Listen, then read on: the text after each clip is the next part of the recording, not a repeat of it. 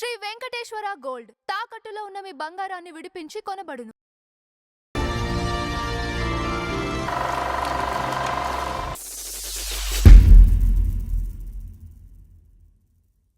నమస్కారం నందం హరిచంద్రరావు గారు. నమస్కారం రాజుబాబు గారు. ఈరోజు మన ఫ్లాష్ బ్యాక్లో అండి, ఒక మనిషి ఎదగటం కోసం చాలా ప్రయత్నాలు చేస్తారు. అవును. కొంతమందికి రాసి పెట్టి ఉంటుంది, అవును. కొంతమందికి రాసి పెట్టకపోయినప్పుడు కూడా రకరకాల ప్రయత్నాలతోటి అంటే అవకాశాలని అనుకూలంగా మలుచుకుంటారు. అది అది అది అది జీవితానికి అవసరం కూడా. అంటే చాలా మందికి ఇప్పుడు అవసరానికి తగ్గట్టు కష్టపడాలి, కష్టపడిన దానికి ఫలితం వచ్చినప్పుడు అనుభవిస్తాడు, అందులో సందేహం లేదు. ఈరోజు ఇప్పుడు మనకి 24 క్రాఫ్ట్స్ ఉన్నాయి. ఈ 24 క్రాఫ్ట్స్ లో మనకి కనిపించేది కేవలం ఆర్టిస్ట్ కనిపిస్తాడు. స్క్రీన్ అవును, వెనకాల పని మనుషులతో సహా ఉంది క్రాఫ్ట్. కరెక్ట్. ప్రొడక్షన్, మనం ప్రొడక్షన్ అని పిలుచుకుంటాం. అవును. సో టిఫిన్ పెట్టేవాళ్ళు, వాళ్ళ ప్రొడక్షన్ అని పిలుచుకుంటాం. ఊడ్చేవాళ్ళు. ఎగ్జాక్ట్లీ.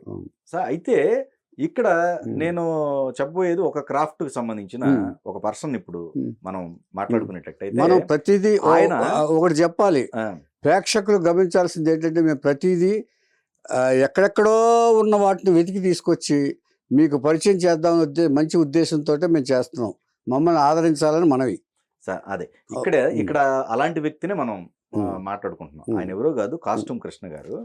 సో కాస్ట్యూమ్ కృష్ణ గారు అంటే మనకి ఫస్ట్ ఏమైంది, ఆయన కాస్ట్యూమ్ డిపార్ట్మెంట్ కదా, టైలరింగ్ నుంచి వచ్చారు.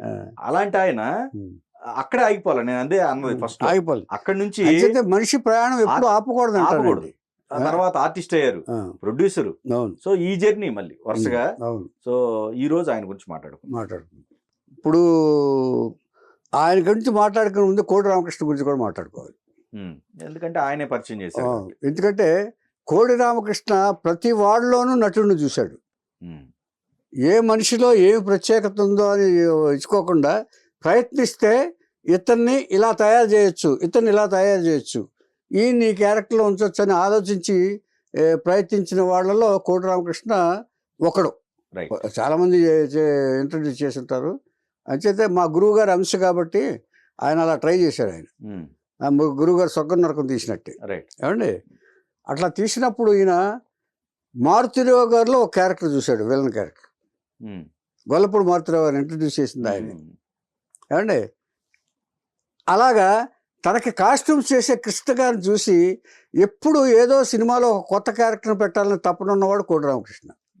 ఎంచేతంటే రెగ్యులర్ ఆర్టిస్టులు చేస్తే అది ఆ నటన, ఆ సీన్స్ రెగ్యులర్గానే ఉంటే కొత్తదనం ఏమి ఉండదు వాటిలో. ఏదన్నా కొత్తదనం చూపిస్తే, కొత్తదనం లేకపోతే కనీసం కొత్త వాళ్ళతోనన్నా చేయిస్తే ఇది బాగా ఇచ్చేసుకోవాలి. మనం సీన్లోనూ కొత్తదనం చూపించాలి. అలా కానప్పుడు కొత్త వాళ్ళతో చేస్తే అది కొత్తదనం వస్తుందనే భావనతోటి కోడి రామకృష్ణ గారు ప్రతి వాళ్ళను ఏముందని చూసి అప్పటికప్పుడు డిసైడ్ చేసి, అతను టైలరింగ్ చేస్తుంటే అతని హావభావాలు, కదలికలు చూసి అతని నువ్వు దీంట్లో వేషం వేస్తున్నావు అని చెప్పిన వాడు కోడి రామకృష్ణ. అతని సినిమాలు పనిచేస్తున్నాడు. అలాగా నటుడైన వాడు అసలు తను నటుడు కాదు కదా, తన టైలరింగ్ మించి బాగా బట్టలు ఎంత బాగా డిజైన్ చేస్తామనే ఆలోచన తప్ప మరో ఆలోచన లేనివాడు కాస్ట్యూమ్ కృష్ణ. ఏమండి, అలాంటి వాడు కోడి రామకృష్ణ దృష్టిలో పడి, అంటే ఎవరో ఎందుకు కలుస్తారో అది దేనికి పరిణమిస్తుందో తెలియని ఇది మనది. మనం చెప్పలేము. ఒకళ్ళొకళ్ళ కలయిక చాలా బాగుంటుంది. కృష్ణార్జున కలయిక ఎంత దీనికి నరనారాయణ కలయిక అలాగా ఒక మనిషి కలిస్తే ఇలా ఉంటుంది, అద్భుతాలు సృష్టించగలరు. అలా అయినవాడు హీరో కృష్ణ. తనకు డిఫరెంట్ విలన్ కావాలనుకున్నాడు. ఊరికే వికటాటహాసాలు చేసేసి ఈ కత్తి ఇది ఘాట్లు పెట్టుకుని చేసే విలన్ నాకు అక్కర్లేదు, చాలా మామూలు మనిషిగా ఉండేవాడు. అతను చేసే పనుల వల్ల కోపం రావాలి అని అనుకున్నాడు. అలా ఎవరు ఉంటారు అనుకున్నాడు. సాఫ్ట్గా కృష్ణ కనిపించాడు.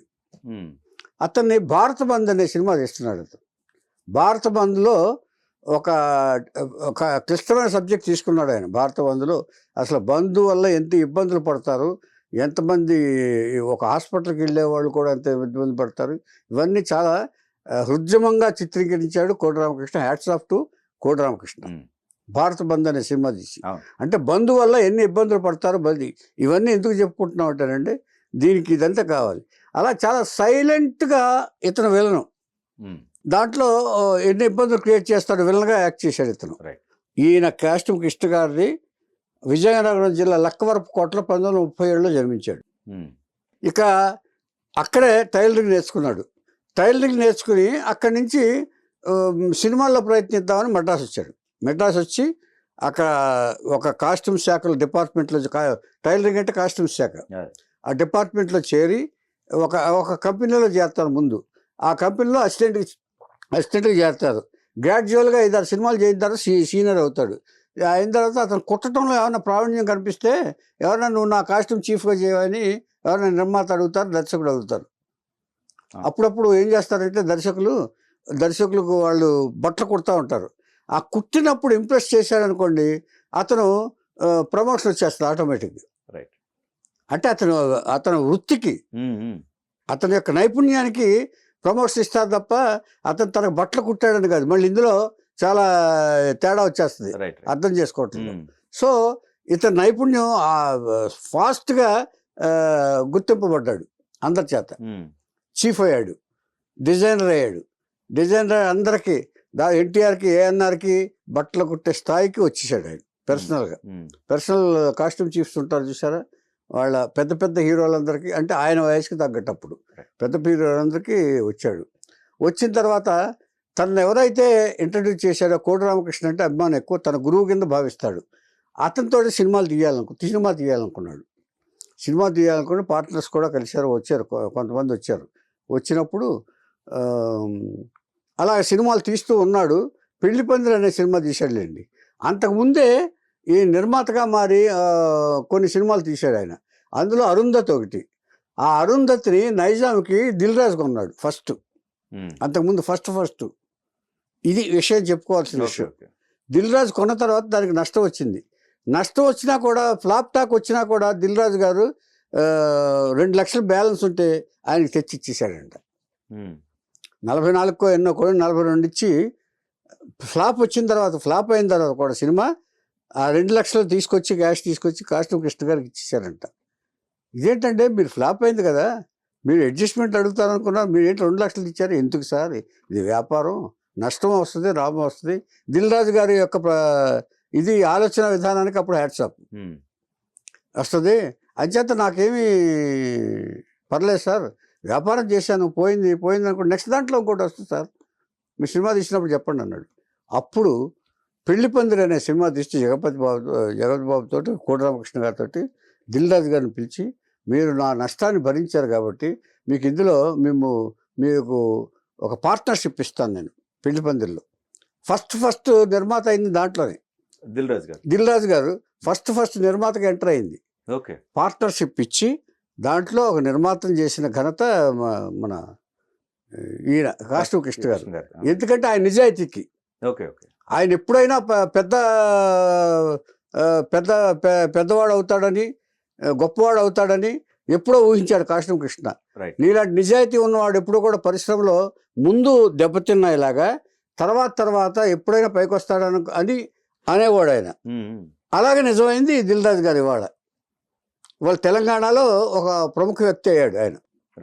ఆ భారత బంద్లో ఇంట్రడ్యూస్ చేసిన దగ్గర నుంచి పుట్టింటికి రా చెల్లి, అల్లరి మొగుడు, పెళ్ళాన్ని చెప్తే వినాలి, ఇలాంటి చిత్రాలన్నింటిలో దాదాపుగా కోడి రామకృష్ణ గారి చిత్రాలన్నింటిలోనూ చేశాడు ఆయన. బయట చిత్రాలన్నింటిలో కూడా చేశాడు. ఏ క్యారెక్టర్ కూడా ఆయన రెగ్యులర్ ఆర్టిస్ట్ అయిపోయాడు ఆయన. దాదాపు అయిపోయిన తర్వాత ఈయనకి 2 కుమారులు, 1 కుమార్తె పెళ్లి చేశాడు. ఆ 2 కొడుకులను, ఒకళ్ళేమో ఆర్టిస్ట్ అయ్యాడు, ఒకళ్ళేమో కెమెరామెన్ అయ్యాడు. మోహన్ కృష్ణ అతని పేరు ఏదో ఉంది, అతని కొడుకు పేరు నాకు తెలిసి. ఇక్కడే ఉండేవాడు, మన రాజీవ్ నగర్ ప్రాంతంలోనే ఉండేవాడు ఈయన. రోజు మేము పార్కులో కలిసేవాడు.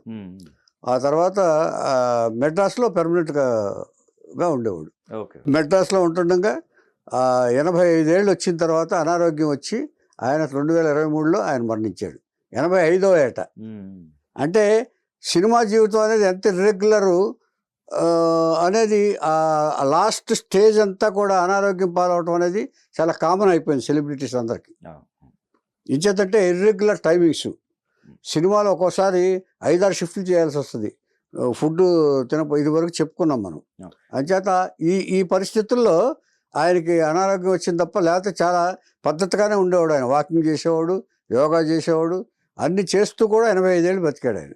ఇంకోటి ఇక్కడ ఈయన సక్సెస్ చూసినట్టయితే కోడి రామకృష్ణ గారు మేజర్గా చెప్పుకోవాలి. ఎందుకంటే ఆ కాంబినేషన్ వదలకుండానా వదలలేదు.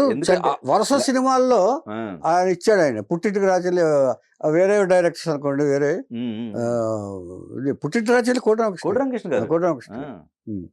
తర్వాత పెళ్లి పందిరి ఆయన ఇదే అమ్మోరు మరి ఎంఎస్ రాజు గారు కదా. ఎంఎస్ రాజు కాకపోతే ఈయన పార్ట్నర్షిప్ ఉన్నారా? పార్ట్నర్షిప్ లేదండి అమ్మోరు దానికి. వాళ్ళకి పార్ట్నర్షిప్ క్యారెక్టర్ చేశారు, క్యారెక్టర్ అంటే సినిమాలు చేశారు తప్ప ఆయన ఇదే లేదు. అయితే పెళ్లి పందిరి హిట్ అండి. పెళ్లి పందిరి హిట్, భారత్ బంధు హిట్.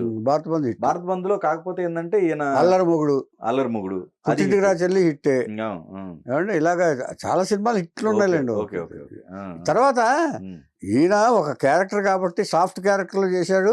తర్వాత యాంటాగనిస్ట్ గాను చేశారు, అంటే విలన్ గాను చేశారు, సపోర్టింగ్ గాను చేశారు, విలన్ క్యారెక్టర్స్, తండ్రి క్యారెక్టర్లు చేశారు.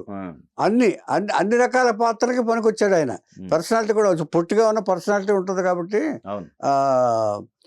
అంటే ఎవరు ఏది చేసినా మనం నటించడం మీద, హావభావాల మీద ఆధారపడి ఉంటుంది.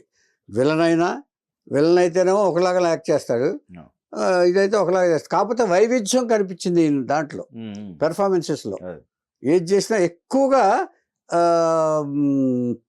విలన్ టైప్ క్యారెక్టర్స్ చేశాడు. అవును, ఎక్కువగా అంటే విలన్స్ తోటి పార్ట్నర్లో, లేకపోతే వాళ్ళతో చేతులు కలపటమో, లేకపోతే వారి కుటుంబాలకు అన్యాయం చేయటమో, ఇట్లాంటి క్యారెక్టర్లో బాగా పండిపోయాడు ఆయన. కోట్లే నేను ఇప్పుడు ఈయన కోడి రామకృష్ణ గారిని వాళ్ళిద్దరి మధ్య అది ఆయన పట్టుకోవడం అనేది మేజర్ ఇంపార్టెంట్. లేకపోతే ఇంకో చోట అయితే ముందు కోడి రామకృష్ణ పట్టుకున్నాడు, తర్వాత ఈయన వదిలిపెట్టలే కోడి రామకృష్ణ. ప్రొడ్యూసర్ గా నేను చెప్పేది, అమౌంట్ పెట్టేటప్పుడు సో మంచి డైరెక్టర్ లేకపోతే గురువు అంటాడు ఆయన. గురువు అంటాడు, నా గురువుతోనే తీస్తాను, నేను సినిమా అంటూ తీస్తే నా గురువుతో తీస్తాను, ఎవరితో తీయనని. అదేలే. ఓకే. బయట ఏ సినిమా చేయలేదండి ఏది బయట సినిమాలో? అంటే కోడి రామకృష్ణ గారు కాకుండా నిర్మాతగా చేయలే అస్సలు. ఓకే. అస్సలు లిస్ట్ మీద ఉన్నాడు. నేను స్టేట్మెంట్ ఇచ్చాడు. నేను ఏంటి సినిమా తీయట్లేదని ఎవరో రిపోర్టర్ అడిగితే, నా గురువు ఎప్పుడు ఇస్తే డేట్లు అప్పుడు నేను తీస్తాను సినిమా, కోడి రామకృష్ణ గారితో తప్ప నేను సినిమా తీయనని స్టేట్మెంట్ ఇచ్చాడు. ఇంకెవరు తీస్తారు డేట్లు వాళ్ళకి? ఓకే. అంటే హీరో కూడా కాదు, ఈయనే హీరో డైరెక్టరే. అలా కాదు. అంటే కోడి రామకృష్ణ పద్ధతి ఏంటంటేనండి, వాళ్ళల్లో కలిసిపోయి సినిమాలు తీస్తాడు. నిర్మాతకి ఏం కావాలనేది ఆలోచించి సినిమాలు తీస్తారు. ఓకే. కోడి రామకృష్ణ అన్ని సినిమాలు చేయడానికి కారణం ఏంటంటే, అంటే కొందరు సక్సెస్తో సినిమాలు ఎక్కువ తీస్తారు. అంటే ఇదొక సినిమా సూత్రం అండి.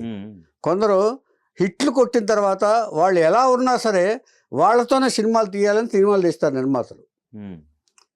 కొంతమంది మంచితనంతో సినిమాలు తీస్తారు, కొంతమంది లౌక్యంతో ఎక్కువ సినిమాలు చేస్తారు కొంతమంది. అలాంటి వాళ్ళల్లో వాళ్ళకు నిర్మాతలకు అనుగుణంగా ఉంటూ, నిర్మాతలకు ఏం కావాలంటే అది, ఒకవేళ ఇది వద్దు అంటే మానేసి అది కావాలంటే చేసే దర్శకుడు కోడి రామకృష్ణ. అందుకే శ్యాంప్రసాద్ రెడ్డి గారు లాంటి వాళ్ళ దగ్గర ఆ గ్రాఫిక్ సినిమా థాట్స్ వచ్చినాయి, అక్కడ వాళ్ళు యాక్సెప్ట్ చేశారు. ఆ తర్వాత ఎవరు ఏం చేసినా నిర్మాతకి ఏం కావాలో అది ఇవ్వటమే నా డ్యూటీ అని చెప్పి స్టేట్మెంట్ కూడా ఇచ్చాడు కోడి రామకృష్ణ. అందుకనే కోడి రామకృష్ణ దర్శకుడుగా కావాలనుకుంటారు ఎవరైనా సరే. నాలాంటి కాదు, నేను నా ఆలోచన ప్రకారం చేస్తానని నేను చెప్తా, నా దగ్గరికి ఎవడు రాడు, రాలేదు అంతే.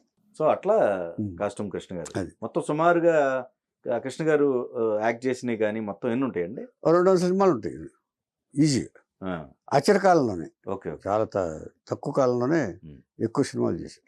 అంటే ఫాస్ట్గా ఇప్పుడు ఆర్టిస్టులకి ఏమిటంటేనండి, క్యారెక్టర్ ఆర్టిస్టులకి హీరోలు అంటే కష్టం, కానీ క్యారెక్టర్ ఆర్టిస్టులకి చాలా సినిమాలు వస్తాయండి. ఏం చేద్దంటే వాళ్ళకి ఆర్టిస్టులు కావాలి, ఎవరికాళ్ళు. పైగా కోడి రామకృష్ణ ఇంట్రడ్యూస్ చేసిన విధానం కూడా చాలా బాగుంటుంది. పైగా సూపర్ హిట్ సినిమా భారత బంధు. ఆ హిట్ సినిమాలో చేసిన వాడిని ఎందుకు వదులుకుంటారు వాళ్ళు? తర్వాత పెర్ఫార్మెన్స్ అక్కడే నేర్చుకున్నాడు ఈయన. నాకేం తెలియదు కదా సార్ అంటే, నేనున్నా కదా సార్ అంటాడు ఆయన కోటి రామకృష్ణ. అలాగా అంటే అంటే దీన్ని బట్టి టోటల్గా సినేరియోలో చూసింది ఏంటంటే, మనిషి ఏది ఏమవుతాడనేది మనం నిర్ణయించలేం. ఇప్పుడు ఈ మనిషి ఇలా ఉన్నాడేంటి ఇవాళ అని అనుకోవటానికి లేదు. మనిషి తలుచుకుంటే ఏమైనా అవ్వగలడు అని అనడానికి సినిమా ఇండస్ట్రీ ఒక ఉదాహరణ, ఎస్పెషల్ సినిమా ఇండస్ట్రీ. తర్వాత ఇక్కడ బయట కూడా కష్టపడితే, వ్యాపారాలు చేస్తే, ఏదైనా చేసినా కానీ ఏదైనా సక్రమంగా చేసుకుంటే, నీతిగా నిజాయితీగా బద్దకించకుండా చేస్తే గొప్ప స్థాయికి ఎదగలడానికి కూడా బయట ప్రూవ్ చేస్తున్నాయి. ఒబరాయ్ 12 రూపాయలు జీతగాడు, అదే దీంట్లోనే ఆయన పైకి వచ్చాడు. ఒబరాయ్ హోటల్స్ కట్టాడు ఆయన. ఇట్లాగా చాలా చరిత్రలు ఉన్నాయండి. అంటే మనం దేన్ని విడిచిపెట్టకూడదు. దీన్ని బట్టి అర్థమైంది ఏంటంటే, మన కష్టం మనం పడాలి, కొంచెం ఇచ్చేయాలి. ఒకసారి ఓటం వస్తుంది. ఓటం వచ్చినప్పుడే మనం ఇంగ్లీష్ సామెతలాగా failures are stepping stones of the success అన్నారు. మనం ఫెయిల్ అయ్యే కొద్దీ, మనం పడిపోయే కొద్దీ మళ్ళీ ఎక్కడానికి ఇది వస్తుంది, ట్రై చేయాలి అంతకుండా. ఎవరైనా ఏ మనిషి అయినా. దీనివల్ల మనం చెప్పబోయేది ఏంటంటే, ఏ మనిషి ప్రయత్నాన్ని విడిచిపెట్టకూడదు. నువ్వు ఫెయిల్ అవ్వు, ప్రయత్నాన్ని మాత్రం విడిచిపెట్టకు. ఫెయిల్ అవుతూ వస్తూ ఉంటావు, మళ్ళీ చేస్తూ ఉంటావు. ఎప్పుడొకప్పుడు one day you will get success. ఇది మనం చెప్పబోయే సూత్రం దీన్ని బట్టి.